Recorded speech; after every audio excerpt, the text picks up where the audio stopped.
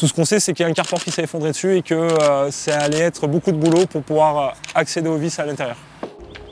Ça fait 5 ans que je dépose des batteries, ça fait 5 ans que je vois des voitures électriques et les Tesla, c'est toujours un sujet très compliqué. On a dû venir chercher des vis qui sont sur le plancher passager, conducteur et passager arrière.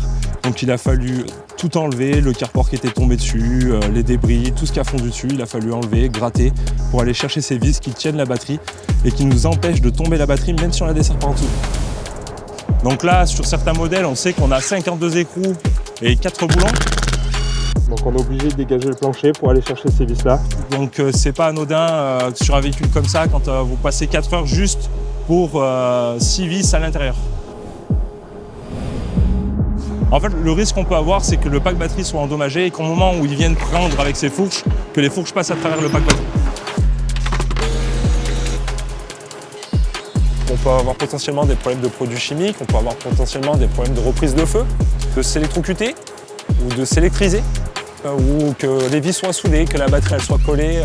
C'est quelque chose d'à part les brûlés.